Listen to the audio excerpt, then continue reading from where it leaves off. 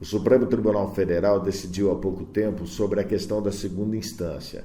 E essa decisão do Supremo acabou colocando o ex-presidente Lula em liberdade. O doutor Leonardo, ele é advogado, vai poder fazer uma análise sobre esse assunto. Doutor, obrigado por nos atender na rede social e também na rádio comunitária. Em primeiro lugar, doutor, gostaria de saber do senhor, essa decisão do Supremo, decisão apertadíssima, faz com que haja muita mudança nos termos jurídicos a partir de agora? Olá, um abraço a todos, sou eu que agradeço a participação. Olha, mudança não, tá? Porque o Supremo, na verdade, voltou a aplicar o que diz a Constituição. Contraria muita gente, a mim inclusive, tá? Eu gostaria e sou da opinião da prisão em segunda instância e que todos os processos terminassem de vez nas decisões de segunda instância. Mas o que a Constituição diz é que é apenas após o trânsito em julgado. E o nosso sistema jurídico hoje permite que se discuta as questões, inclusive em nível dos tribunais superiores em Brasília. Então, só depois de uma decisão de eventuais recursos ao STF ou ao STJ é que se dá o trânsito em julgado. Esse é o ordenamento jurídico hoje. Então, o que o Congresso agora está fazendo para alterar essa sistemática, aí sim vai adaptar, se passar, né, de fato esse projeto, aí vai adaptar a questão para que as pessoas consideram realmente correto, né, que a meu ver também é correto. O senhor não acha que existe, então, uma lacuna jurídica entre o que o Congresso está votando e o que foi determinado pelo Supremo Tribunal? Ou seja, nós vamos viver aí um momento, digamos assim, de um apagão, alguma coisa? Olha, não necessariamente. Porque se houver alteração da legislação, o Supremo vai ter que aplicar a legislação nova também nos seus entendimentos. Então, não vai ter essa lacuna, esse buraco, né? Porque o que acontece? Até essa recente decisão, o Supremo estava agindo de maneira diferente.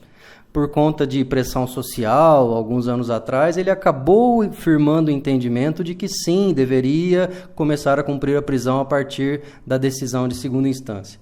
E agora acabou voltando atrás de maneira a obedecer o que a Constituição diz, né, como a gente estava falando.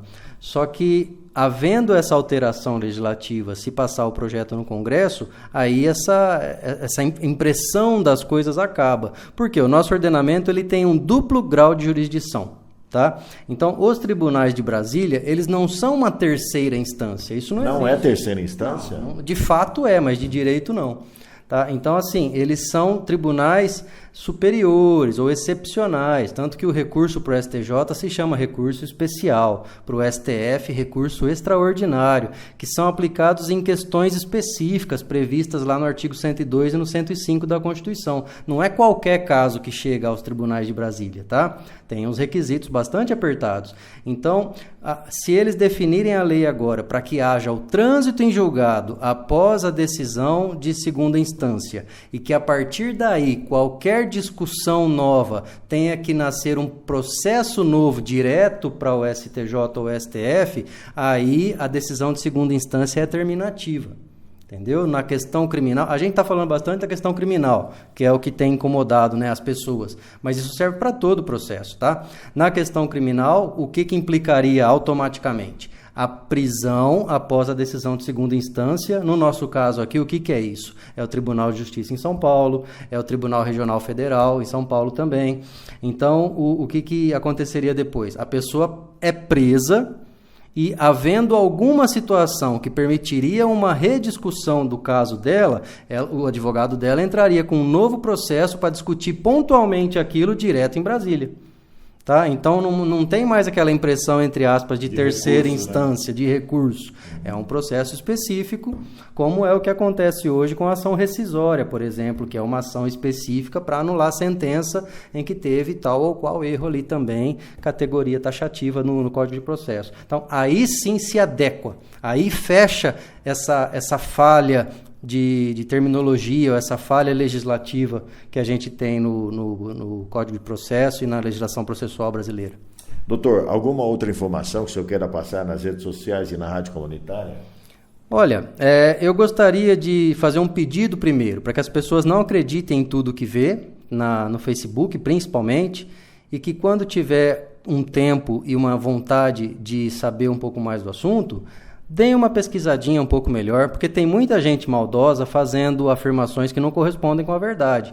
E aí coloca você que ouviu ou leu e levianamente acreditou numa situação depois até vexatória, numa discussão um pouco mais formal aí, né, com as pessoas, e principalmente na hora de expor a sua opinião. E também que exista um pouco mais de respeito, né, porque cada um tem direito à sua opinião. Então, desde que a pessoa analisou e estudou um pouquinho o caso e vai emitir sua opinião, a gente tem que respeitar, por mais que não concorde. Se a gente não conseguir resgatar essa questão do respeito, que as redes sociais, de certa forma, estão tirando da gente, a gente vai acabar vivendo num mundo de conflitos sempre, né? Porque tudo as pessoas contradizem o que eu penso, começa a brigar, começa a criticar, exclui de Facebook. Gente, a vida não é só Facebook e o Instagram, não. A gente tem que conviver aqui na realidade. Para conviver na realidade, a gente tem que ter respeito, educação, a gente tem que, às vezes, ceder, né, um pouquinho do nosso próprio espaço para uma convivência harmônica e pacífica. Complementando o que o senhor disse, também tem que votar corretamente, porque quem faz as leis são os deputados e vereadores, seja vereador, seja deputado estadual, deputado federal e senador. Né? Sim, nesse ponto, com certeza, porque hoje existe esse problema da questão legislativa. Por quê? Porque deputados, senadores e também a questão do aplicador da lei, né, o executivo, presidente, governadores e prefeitos, porque a gente acaba escolhendo pessoas, às vezes, por ser simpática, por ser engraçadinho, ou porque fez um favorzinho ou outro aí para alguém na família, e essa pessoa não tem capacidade, né? Não é falar mal de ninguém específico, não, mas a gente procura, quando procura um médico, não pede referência para ir até um médico que realmente conheça e saiba cuidar do seu problema. Quando você procura um engenheiro para cuidar da sua casa, você não pede referência, você não quer alguém competente, um advogado, né, um corretor de imóveis. Por que com o político a gente é diferente? Por que a gente não escolhe alguém que realmente mostre que tem capacidade, que tenha uma história para mostrar? O vereador, o deputado, o senador, eles fazem o quê? Eles vão criar leis, elaborar leis, né? Então, essa pessoa precisa ter um mínimo de conhecimento de lei, de direito, né? O prefeito, o governador, o presidente, eles vão fazer o quê? Eles vão administrar a cidade. Então, uma pessoa que não tem conhecimento nenhum ou capacidade nenhuma de administrar a cidade, não é porque é simpático com as pessoas e cumprimenta todo mundo que vai ser um bom prefeito. Pode até acontecer numa rara exceção, mas não é assim que funciona. Então, antes de votar, e está chegando a eleição, parece que falta um ano, mas daqui a pouco, né? 2 piscadinhas já chegou. A gente tem que analisar, menos de 11 meses. A gente tem que analisar, a gente tem que investigar e escolher com cuidado em quem vai votar. Considere como se estivesse escolhendo o médico do seu filho, da sua mãe, do seu pai. Porque é a pessoa que vai estar à frente, representando as suas vontades, tomando decisões por você. Então tenha certeza de que essa pessoa vai escolher, vai decidir da melhor forma possível. Tá certo? Obrigado, doutor. Eu que agradeço. Tá certo. Doutor Leonardo falou aqui na minha rede social e também na rádio comunitária.